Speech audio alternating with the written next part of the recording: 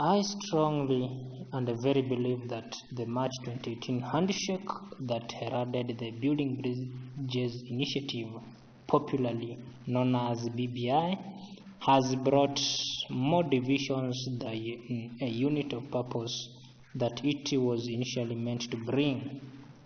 The opponents and the proponents of the report are in constant push and pull, trying to woo their supporters onto their side. This initiative was aimed at stabilizing the body policy to underpin a sustainable development and also eradicate poverty. We all welcome the handshake because the country had reeled under the perennial cycle of post-election violence. We also believed that BBI reform process was a sure pathway to the promised land of political stability and the United Nations development goals. However, reading the body language of the political elite or the political class in this country makes me have a second thought regarding the referendum call.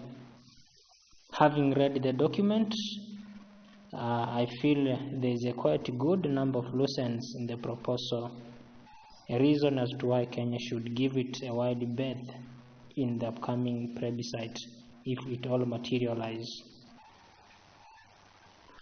Foremost, the Building Bridges initiative is illegal and unconstitutional. It is illegal because the Constitution gives two clear pathways to its amendment. One is the parliamentary way and the other one is popular initiative. Any amendments to the Constitution emanating from the three arms of the government must go through the legislature, while those from people must be people-driven. A proposal in the Building Bridges initiative emanated from the executive, that is Uhuru Muigai Kenyatta, the President of the Republic of Kenya, and his friend Raila Amolo Odinga, and thus it must go the parliamentary way. This has not been the case. Public resources have been used to push the BBI agenda without a proper budget for the same. It is contravening of the public finance management. It contravened the Public Finance Management Act of 2012. Our leaders have misled us on this, and I suggest that any elected leader in support of the BBI must not be re-elected in the next year's general election. In a philosophical theory, in the social contract theory, philosophers such as Thomas Hobbes, John Locke, and Jean-Jacques Rousseau challenged feudal absolutism.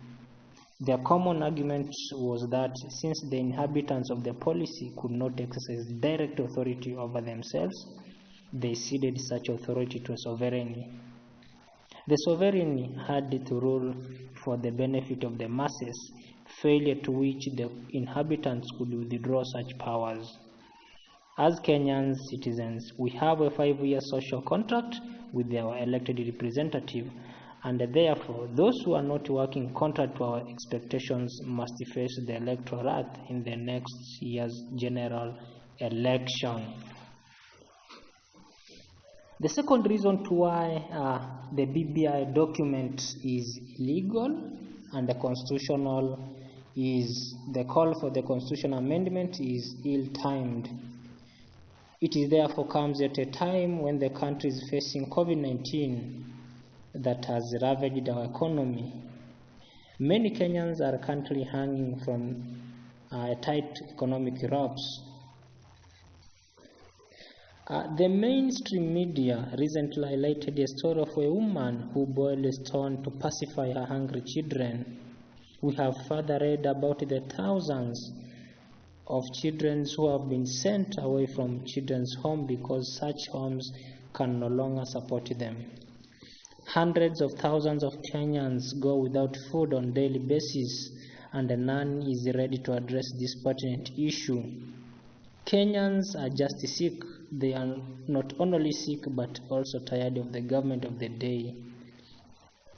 I therefore suppose there should be an amendment to reduce the size of government and redirect the savings to other starved but important sectors of the economy like health and education. This is because a referendum is not a priority at the moment.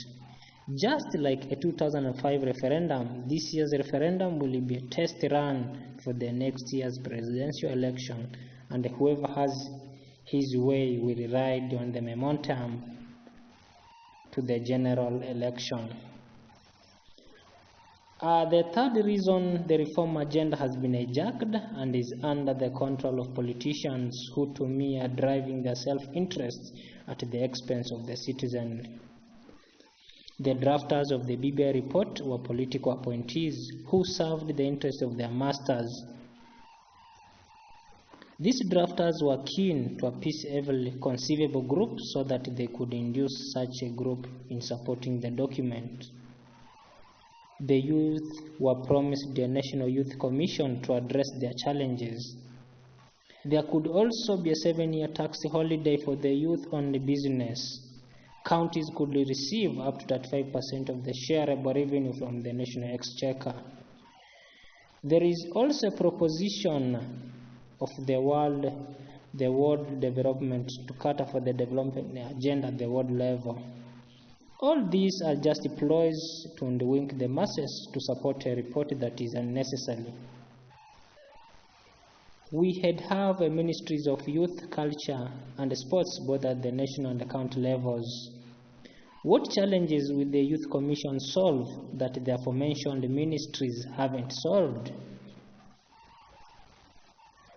In addition of the national revenue to the counties is a welcome. The addition of the national revenue to the counties is a welcome, but how sure are we that the resources won't be squandered?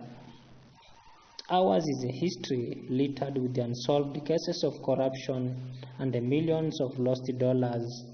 Endemic graft is rotting in every sector of the economy, with reams of newspaper columns, hashtag in political speeches, and presidential speech devoted to the topic. The report also proposes the creation of the Office of Judiciary Ombudsman to police the judiciary. This is wrong because the judiciary is an independent wing of the government or arm of the government. Giving the president power to appoint the judicial ombudsman will thus weaken the important wing of the government and therefore interfering with the dispensation of justice to Kenyans. The main aim of coming up with the BBI was actually to look for an everlasting solution to the cyclic chaos after every electioneering period. How the nexus between the reg and the everlasting peace? The proponents of this report have been telling Kenyans on how no one can stop reggae. The makers of the Titanic ship